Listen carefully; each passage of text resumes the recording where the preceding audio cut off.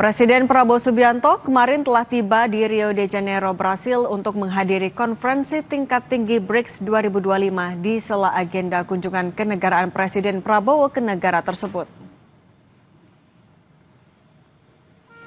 Presiden Prabowo disambut dengan upacara kehormatan militer saat tiba di Rio de Janeiro.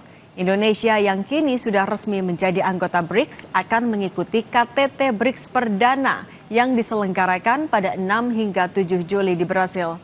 Presiden selanjutnya akan ke Brasilia pada 8 sampai 9 Juli. Prabowo dijadwalkan menggelar pertemuan membahas kerjasama bilateral.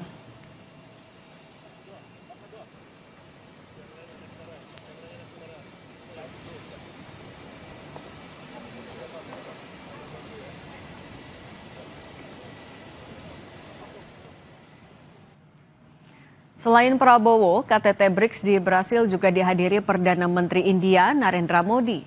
Dalam KTT ini, Modi diharapkan menyampaikan pidato tentang sektor-sektor utama yang berkaitan dengan agenda dan pembangunan BRICS. Selain itu, Perdana Menteri Tiongkok Li Qiang juga telah tiba dalam pertemuan di Rio de Janeiro. Kelompok BRICS yang awalnya terdiri dari Brasil, Rusia, India, Tiongkok, dan Afrika Selatan mulai berkembang pada tahun 2023. Indonesia menjadi anggota terbaru dalam BRICS. Soal kehadiran Presiden Prabowo di KTT BRICS kita bahas bersama dengan praktisi hubungan internasional sekaligus pendiri Synergy Policies, Dina Prapto Raharja. Mbak Dina, selamat petang. Mbak Cindy. Mbak Dina, keanggotaan kita kan memang udah dari awal tahun, tapi di tengah kepastian kita juga nunggu tarif Trump dan juga dinamika geopolitik, apa konsekuensi kita hadir di KTT BRICS yang harus diwaspadai oleh pemerintah? Summit adalah pertemuan paling tinggi ya dari BRICS, dan BRICS itu statusnya sebenarnya baru forum, tapi forum yang punya simbol politik penting karena OECD misalnya, kalau OECD itu udah organisasi negara-negara maju yang sudah sangat established ya, udah jadi gitu loh. Jadi udah ada aturan mainnya jelas segala macam. Kalau BRICS itu statusnya masih dalam proses, masih dalam pembentukan. Jadi every step of the way, setiap langkah itu penting sebenarnya untuk dikawal. Dan BRICS itu dinamis, dan kita boleh katakan tadi saya bilang simbol politik yang penting karena alternatif dari G7, organisasi negara-negara maju, dan juga dari G20. Tandingannya itu sebenarnya. Jadi bukan dengan OECD-nya sebenarnya, tapi bentukan dari groupings yang seperti itu. Jadi konsekuensinya kalau kita hadir di BRICS ini, memang dinamisnya itu loh, suasananya sangat dinamis. Jadi kita mau bawa catatan yang baku gitu ya, datang ke sana, itu bisa terkaget-kaget tentunya, karena bisa saja situasi berubah cepat. Dan kalau dilihat dari perkembangan di Brasil, ini tendensinya misalnya India yang kemungkinannya juga masih nggak cocok sama Brasil untuk sejumlah hal.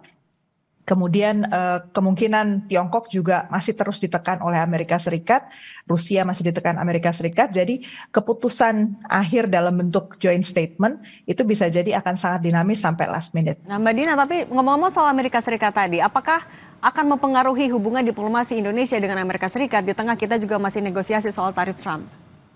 Sebenarnya itu tergantung gimana kita menghadapi Trump aja ya. Karena Trump itu kan strateginya adalah menghentak di depan, tetapi faktanya dia sebenarnya juga tahu skema dari logistik global, misalnya ekonomi global, value chain di tingkat global, itu memang mayoritas sudah dikuasai oleh negara-negara BRICS, terutama oleh Tiongkok.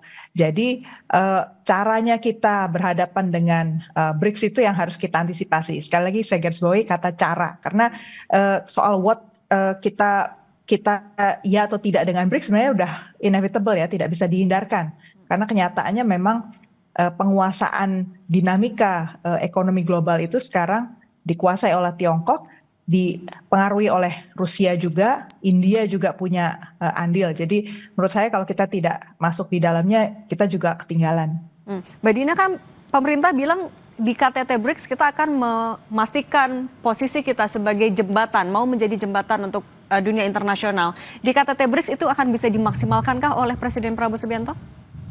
Kalau itu sebagai cita-cita, silakan saja. kendalanya kalau menurut saya di antara negara-negara BRICS ini produk-produknya hampir sama. Basisnya itu komoditas dan komoditasnya juga banyak di sektor tambang. Kemudian juga kalau kita lihat eh, penciptaan lapangan pekerjaan dari sektor-sektor ini di semua negara itu relatif masih terhambat gitu. Jadi kalau kita mau menyelaraskan langkah dari negara-negara anggota ini supaya lebih bisa punya impact buat masyarakatnya sendiri. Nah, di situ kendalanya saya kira sebenarnya lebih dari sekedar retorika kita menjadi jembatan ya. Saya ambil contoh kemarin Tiongkok sudah membuka diri mau ikut investasi juga untuk produk baja di Indonesia. Ini angin segar karena sektor baja kita juga kena tampar cukup keras ya, dinaikkan lagi kan tarifnya oleh Amerika Serikat dari 25% menjadi 50%. Dan sektor ini sebenarnya sudah cukup tersendat-sendat perkembangannya sejak beberapa tahun lalu pasca pandemi. Tapi kita tahu juga bahwa dengan kita bekerja sama lebih dekat dengan Tiongkok, kemarin yang menjadi masalah itu sebenarnya adalah impor besi baja yang begitu banyaknya masuk ke dalam Indonesia dari Tiongkok dan tidak sesuai dengan standar nasional Indonesia sehingga dianggap membahayakan untuk konstruksi dan seterusnya. Jadi hal yang seperti itu yang saya lihat masih ada gap ya antara industri dengan langkahnya pemerintah. Itu yang harus diselaraskan. Nah, itu juga menyelaraskan agenda diplomasi dan politik antara Indonesia dengan negara-negara anggota BRICS dan untuk mengutamakan kepentingan ekonomi di negara kita sendiri. Apa yang bisa Presiden Prabowo Subianto lakukan di sana memaksimalkan peluang itu? Sebenarnya kalau saat di meja diplomasi, yang penting itu adalah sinyal-sinyal yang cukup jelas dan dipastikan juga bahwa instruksinya itu adalah menteri silahkan laksanakan. Jadi jangan semuanya harus presiden sampai detil-detilnya gitu ya. Karena faktanya di lapangan itu penyelarasan di nomenklatur antar kementerian, misalnya kementerian kita dengan kementerian di Tiongkok itu udah match atau belum. Jangan-jangan kita buat MOU dengan pihak Tiongkok, tapi ternyata nggak bisa dilaksanakan hanya karena di sana itu cara pengambilan keputusannya untuk satu MOU beda gitu. Atau mitra dagang yang ada di kedua negara ini ternyata nggak match gitu antara Kadin kita dengan ternyata di sana bukan Kadin misalnya. Jadi itu hal-hal yang harus ditelusuri dan satu persatu itu merupakan tugas menteri dan juga para wakil menterinya. Jadi harusnya nggak menunggu lagi di tataran para menteri. Yang saya lihat di belakangan ini terjadi kan ya, apa-apa semua kalau urusan luar negeri akhirnya kepada presiden, padahal translationnya atau penerjemahannya itu harusnya di tataran teknis. Harusnya di pejabat teknis. Tapi Mbak Dina juga untuk memperlebar peluang kerjasama investasi, kerjasama di sektor ekonomi, artinya menteri-menterinya itu harus apa yang bisa mereka tekankan, apa daya tawar yang bisa ditawarkan Indonesia agar justru kita tidak semakin bergantung ke negara-negara misalnya ke Tiongkok yang ada di BRICS. Nah, kalau kita perhatikan yang dikembangkan misalnya salah satu oleh Indonesia baru-baru ini adalah Danantara. Danantara itu kan salah satu cara lain sebenarnya untuk menjamin bahwa kalau pihak investasi asing masuk itu bisa ketemu sama championnya di Indonesia. Nah, syaratnya itu sebenarnya adalah champion yang dimaksud ini bukan melulu hanya BUMN.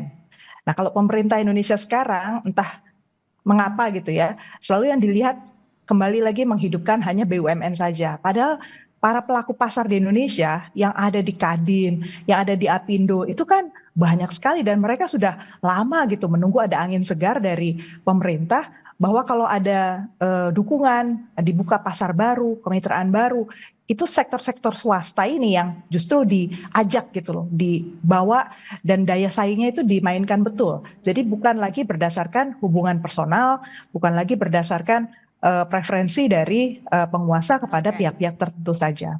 Oke, Mbak Dina singkat saja, artinya oleh-oleh yang bisa kita harapkan dibawa pulang oleh pemerintah, oleh Presiden Prabowo dari berhasil KTT BRICS apa saja? Saya kira dari KTT BRICS yang pertama itu adalah kepastian bahwa jalur local swap untuk local currency swap, jadi untuk perdagangan kita itu bisa dilakukan lebih intensif dengan negara-negara BRICS dengan menggunakan mata uang antar kita. Itu untuk pemicu ya, stimulus. Kemudian yang kedua, dipastikan bahwa aturan main antar negara terkait untuk investasi, terkait untuk kerjasama ekonomi, termasuk para championnya itu sudah diperkenalkan sehingga mereka bisa bertemu dan follow up. Dan peran pemerintah untuk melakukan reformasi yang diperlukan supaya ini lebih match antar pihak itu juga dilakukan. Oke, oleh-oleh yang nyata kita tunggu realisasinya juga nanti sepulangnya dari lawatan ini. Terima kasih praktisi hubungan internasional sekaligus pendiri Sinergi Policies Mbak Dina Prapto Raharja sudah berbagi bersama kami. Terima kasih, selamat sore. Selamat sore. Kami akan kembali dengan informasi terkait pemeriksaan terhadap kuasa hukum maupun ajudan dari Presiden ke-7 Joko Widodo. Polisi nyatakan mereka memberikan keterangan soal kasus dugaan pencemaran nama baik Jokowi atas tudingan Roy Suryo CS soal ijazah palsu. Perbincangannya akan kami hadirkan usai jeda bersama sejumlah narasumber.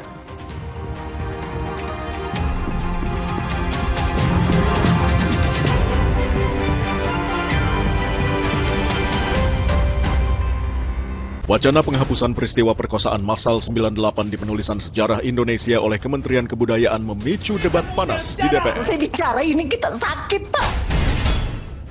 Generasi muda terus berupaya mengerem pemanasan global agar tak jadi warisan di masa depan. Masih banyak sampah-sampah, lingkungannya memang tercemar. Walaupun sudah diperingati untuk buang sampah itu pada tempatnya, masih banyak orang yang melanggar. 60 menit Special Report, Minggu 6 Juli, pukul 6 petang di Kompas TV. Menangkan 5